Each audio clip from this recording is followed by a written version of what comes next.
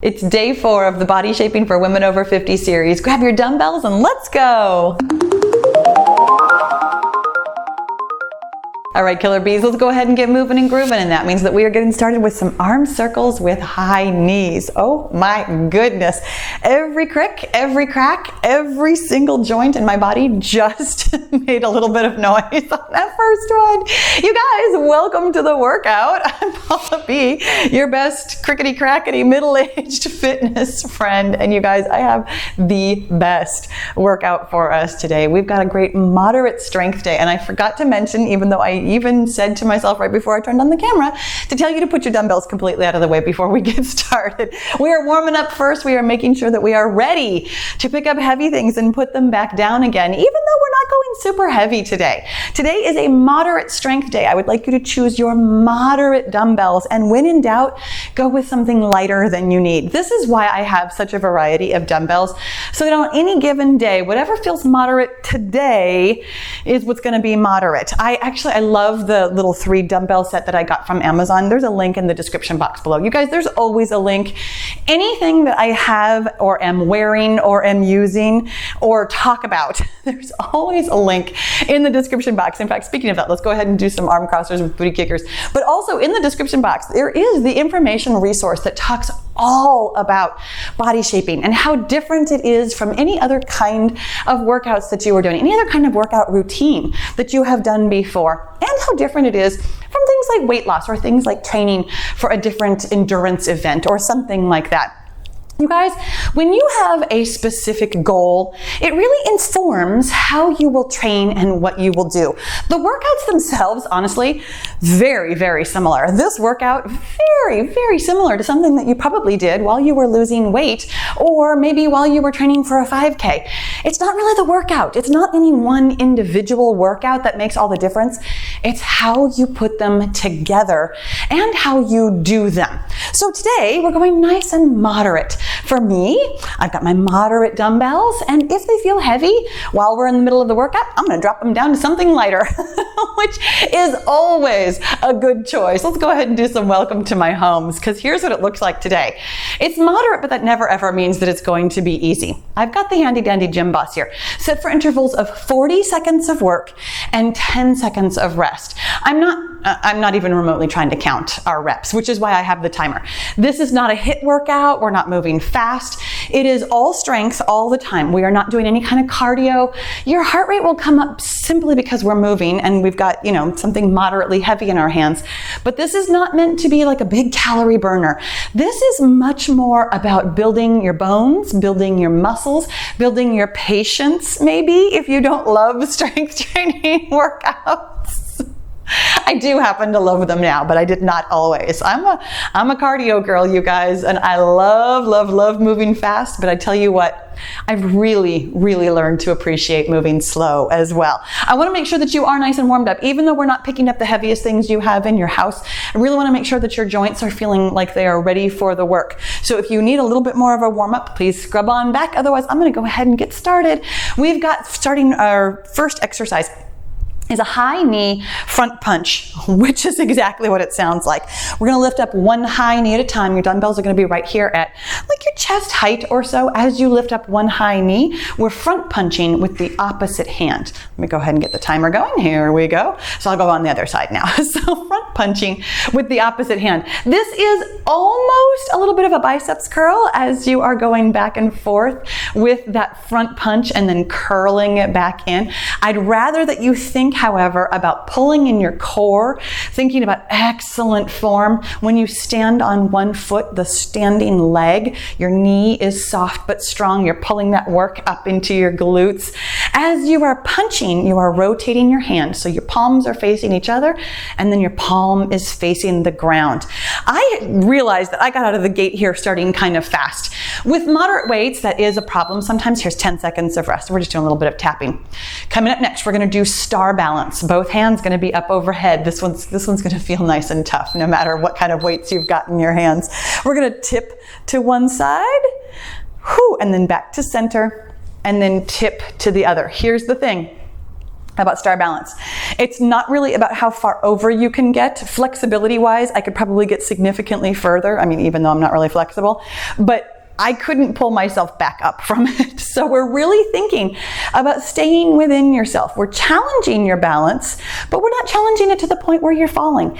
If that means that you are tipping over 1.5 inches, then that's how far you're tipping over. We're not trying to be a hero here. We're trying to be successful. That means that I want you to think, 10 seconds of rest. I just want you to think about what you can do well. That's what we're doing. We're doing things well with good form. When it beeps again, we're doing a bent over row with a kickback. Feet about hip width apart. Palms facing each other. We're going to row up to your armpits and then kick those hands back towards your hips, back to your armpits and down. Your elbows stay really close to your body on this one. When you are not using your triceps, your elbows will try and fling out to the side. So really thinking about good form here. Elbows stay close to your body. They stay pointed back at whatever is behind you rather than pointing out to the sides. You can go at a pace that works for you. I know I'm already feeling this work in my triceps, even with moderate weights, my friends. There is work to be done no matter how light your weights are. 10 seconds of rest. Awesome job. Really thinking about coming up out of each of these positions well also. When it beeps again, we're doing a squat with a side kick. Just what it sounds like. We're going to squat. And then as we come up, we're going to side kick. The dumbbells stay right here at your chest the entire time, which is probably making my audio sound terrible, and I apologize for that. But we are thinking about keeping the dumbbells in one position, which ends up using your core strength, but we have to use that core strength for all this balance work. So really thinking about pulling in your core, squatting nice and deep, and then as you come up, going out into a nice, good, balanced side kick. Again, my goal for you here is to stay within yourself. This is a good side kick with excellent form. 10 seconds of rest. Not trying to be a hero on any one of these exercises. When it beeps again, we're doing peekaboo side steps. This is the one where you might drop the weights. Elbows are at chest height. We're gonna open them up and close them up while we're taking a step out to the side and then feet back together. Trying really hard to get your elbows all the way apart and all the way together. Really thinking about pulling from the tops of your shoulders, but also really the middle of your upper back. Core is pulled in tight. When we've got something up over our head like this, we really have to be sure that you are not squeezing from your lower back, not straining your lower back, not curving your lower back any more than is your normal curve. So pulling in that core, 10 seconds of rest. Oh my goodness. You guys, when it beeps again, we're doing triangles. You're gonna have your feet nice and wide, almost uncomfortably wide. One hand is gonna go up overhead while the other hand rolls down the side of your body, trying to get all the way down to your foot or wherever you can. This is using your hip and glute complex, as well as your inner and outer thighs, and of course, your abs and obliques. Sometimes when we do just a side bend, I want your hips to stay in one position. On this one, your hip is jutting out because your hip muscles are doing a lot of this work. Core is pulled in nice and tight. We're breathing. Awesome job. Excellent. Okay. Coming up next, everybody's favorite. We've got a little bit more balance work. I was working on balance today because we're not trying to lift so heavy, so we can really think about pulling in our core. We're doing Drinky Birds, which is a single leg deadlift. Your palms are facing your leg while you roll it on down. And then we're standing it back up. The driver of this motion is the leg that is pulling up behind you. So really thinking about keeping those toes pointed at the ground, both hip bones facing the ground, not letting that flying leg fly out to the side. You could get over a lot farther if you let that hip open up, because then you're using different muscles. To make sure that this work stays in your glutes, which are the biggest muscles in your body, you want to make sure that you're asking your glutes to work. We've got 10 seconds of rest, you guys. Coming up next, we're doing step back side raises. It's exactly what it sounds like. We're going to step back and raise out to the side on that same side. So you're really stressing one side of your body at a time. Stepping back and doing a side raise really works that core while moving your body in two different planes of motion. We're working on balance here. We're working on shoulder strength. We're working on core stability. Of course, you've got your quads and hamstrings working with your glutes in there. It's a little bit of everything. For a simple motion, this is a very complex exercise. That is how we get the most bang for our buck. When we are doing more than one thing at a time, 10 seconds of rest. When we're working lots of muscles at a time, coming up next is twisting Ys. So feet are super close together.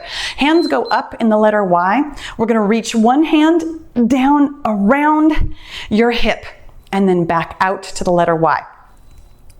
Everything about this is using every muscle in your entire upper body. We're really thinking about pulling in your core just to keep your hips stable.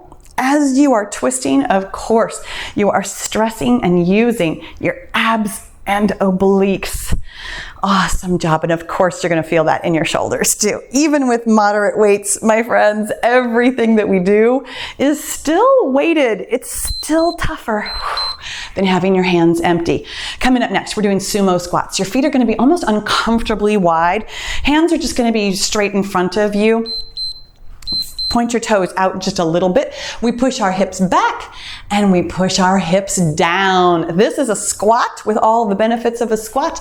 Plus, of course, we're using our inner and outer thighs, really keeping your head up, your chest out, thinking about pushing your hips back before they go down. This, for me, my real limitation on this one is my flexibility. You might be strong enough to get a whole lot lower than me, but my hips don't like to go this direction. So that is what stops me from getting down much further. Awesome job. When it beeps again, we'll get 10 seconds of rest. Very nice work. All right, you guys, we're getting really close to the end of my list here. We are going through this circuit twice today. Coming up right now is bent over flies. Feet about hip width apart. Gonna push your hips back while holding on to your core. Palms face each other, and then we're gonna fly out to the side, palms facing the ground.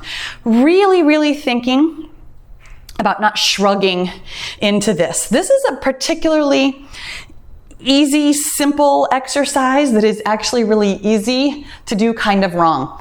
It's because we are fighting against gravity here.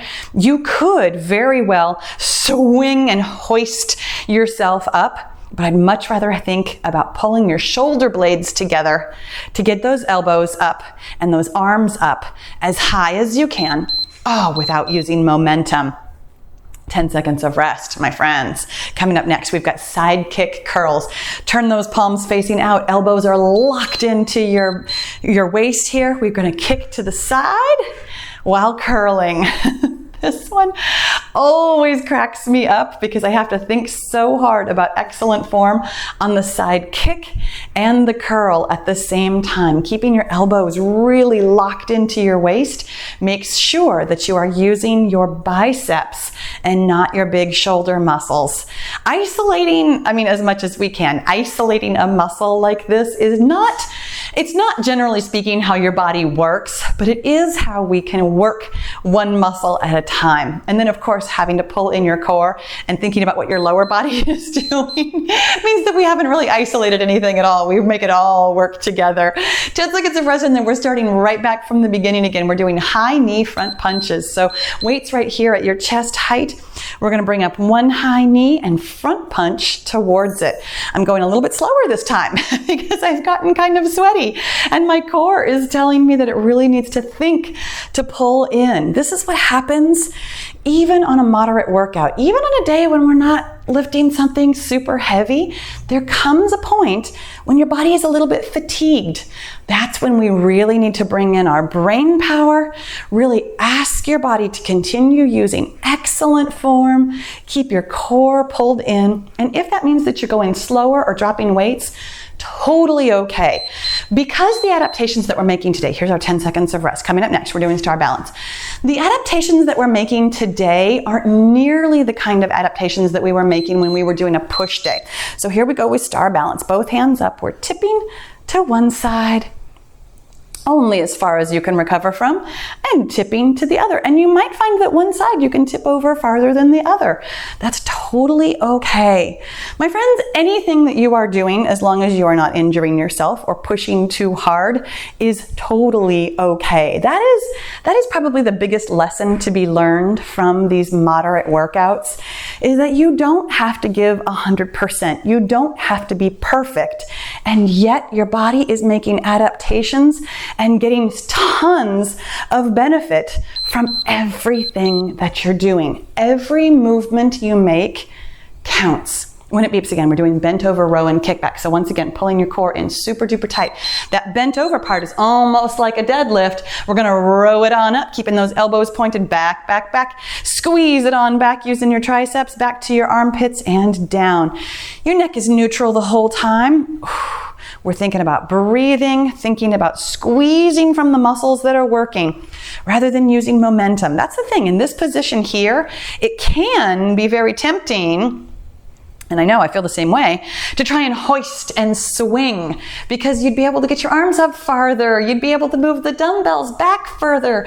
Everything would look better, right? Except that you wouldn't be using the same muscles in the same way. When we use our muscles, 10 seconds of rest, when we use our muscles intentionally, we get so much better results out of it. When it beeps again, we're doing a squat with a side kick. So weights right here at your chest. We're gonna squat it on down. I actually went a little bit too wide on that one, and kick it on out. Feet are just about hip width apart. I knew it wasn't the sumo squat, but for some reason I was in like a half sumo position there. I was in a wider than squat position.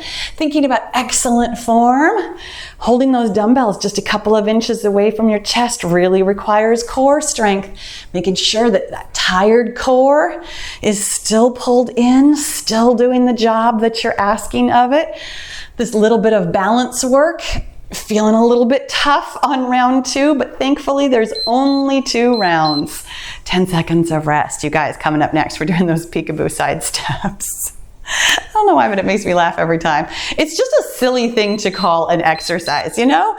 Okay, so elbows together, elbows apart, elbows together, elbows apart. Stepping from side to side throws off your balance just a little bit. Today's hidden work, I don't know if you've noticed, I'm sure you have. Today's hidden work is all about balance. Finding the balance between your physical work and resting and moderation, doing enough that it feels good, you feel like you're getting the benefit, but not so much that we're stressing our body. We're feeling really good with this balance, and we're also technically, actually, physically balancing, pulling in that core. 10 seconds of rest. When it beeps again, we're doing triangles, feet nice and wide. Really thinking about stabilizing your shoulder when that hand goes up overhead, and really thinking about working from your entire hip complex as we squeeze and pull ourselves back up. This one is real easy to, for me at least, it's real easy to accidentally bring a little bit too much work into my inner thighs. My inner thighs are some of those helper muscles that really volunteer to help. They very frequently feel sore after workouts where they weren't supposed to have been doing too much. So I really have to think about squeezing from my hip, my upper and outer hip, to make sure that the correct muscles are doing their job. 10 seconds of rest. You guys, coming up next, we're doing Drinky Birds. Everything that we're doing today is all about intentional movements. In fact, this whole series is about intentionality. The Drinky Bird, we're really thinking about that leg behind us, pulling us forward, and then switching feet, core pulled in tight, back stays straight, and pulling it back up. Excellent job.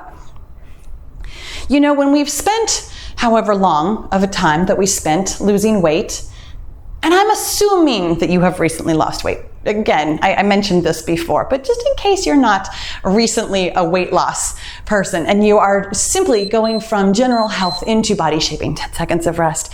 You've been doing other kinds of workouts with other kinds of intentions. When it beeps again, we're doing step back side raises. So we're stepping back while raising out to the side. Ooh, really pull in your core.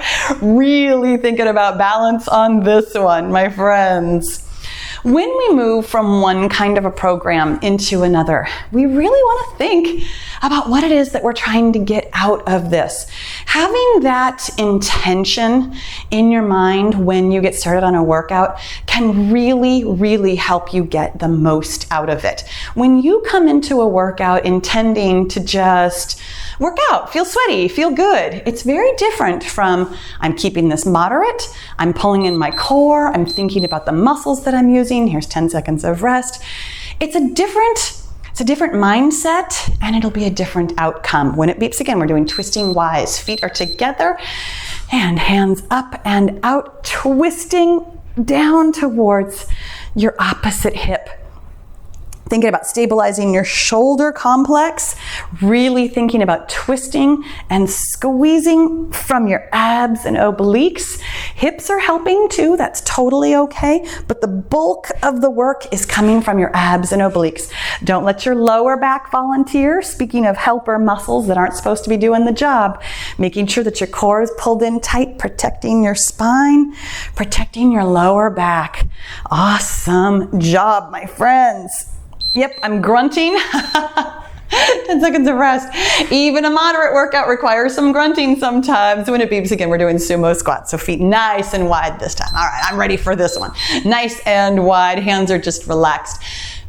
And down we go, making sure that you're really pushing those hips back and then pulling them forward. When in doubt, your hips are driving this motion. Any kind of a squat or deadlift, almost any kind of lower body exercise at all. Think about where your hips are. Your hips are, for this one especially, particularly important. When your hips are too far forward, it means that the muscles that are supposed to be working in your rear chain aren't doing the right amount of work. And it can mean that the muscles in the fronts of your legs, your quadriceps, for example, are trying to pull more work. Sometimes they're not ready for it. Here's 10 seconds of rest, and then we're doing bent over flies. When they're not ready for it, your joints start to take on the motion. Your body is prepared. Here we go with bent over flies. Palms face each other, palms face the ground. Your body is prepared to get you into whatever position you are asking it to. However, that doesn't mean that your body is using the proper muscles to get you there. Sometimes we form this idea in our head of where our body is supposed to be, and the proper muscles aren't working. And then the helper muscles aren't really helping. They're doing the prime moving, and then our joints are taking on the work instead. It's supposed to be the exact other way around. Your joints are only supposed to bend. They are not supposed to take on any kind of work at all. Prime movers, your big muscles, are supposed to be doing all of the work. But sometimes we have to ask them. Coming up next, it's side kick curls. Point those palms out. We're kicking to the side. We're curling up. You guys, we have made it all the way to the end of our circuit for the second and final time. And that means when it beeps again, we will be done.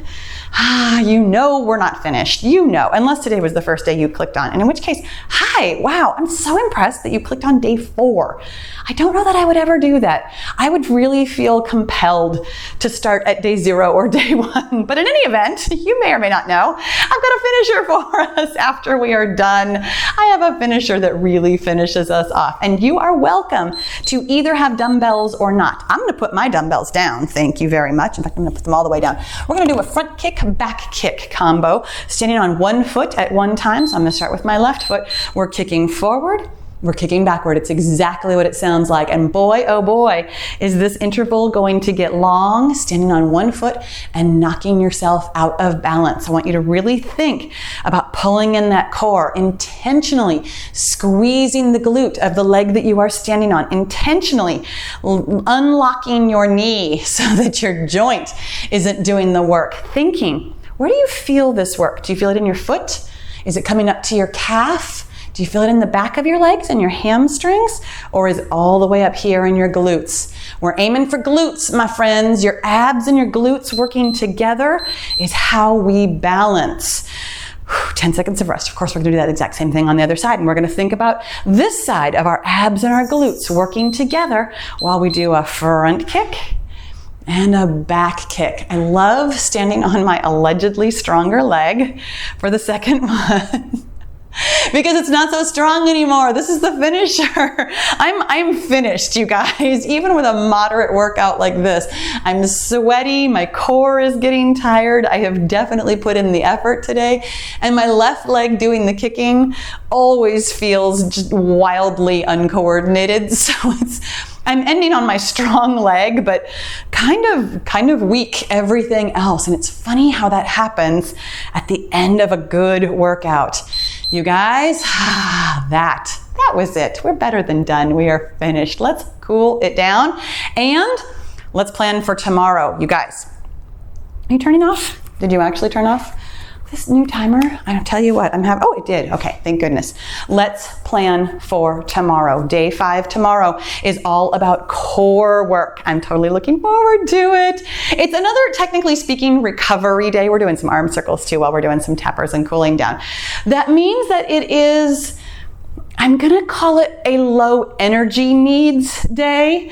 So we're eating baseline today. We don't really need to prep for anything especially. I mean, your core is meant to work 24/7. So it's not going to take, it is going to take effort. I'm not even sure where I'm trying to go with this sentence. Sometimes core workouts are harder than regular workouts. It really depends it really depends. But in any event, it is meant to be a lower intensity, lower energy day. So you can totally eat at your baseline. I wouldn't necessarily worry too much about if you're heavy carbs, heavy protein. Anything that you have is going to fit perfectly lovely into tomorrow's workout. We're not going crazy, but we are going to have a good time. I hope you plan for it. You won't need any equipment. It's just body weight core strength. Let's go ahead and do some arm openers. Oh my gosh, that feels like such a nice stretch. And arm closers. Give yourself a big hug and a pat on your sweaty back. I tell you what, moderate weights, still a good workout, still sweaty, as happens every time. My friends, I hope that you are having a good time in this series so far. I hope that you are learning some things, and I hope that you are already on your way to seeing and feeling some changes in how you're working out, in how you're thinking about working out. I will see you tomorrow. Make sure you subscribe, and I'll see you in tomorrow's video.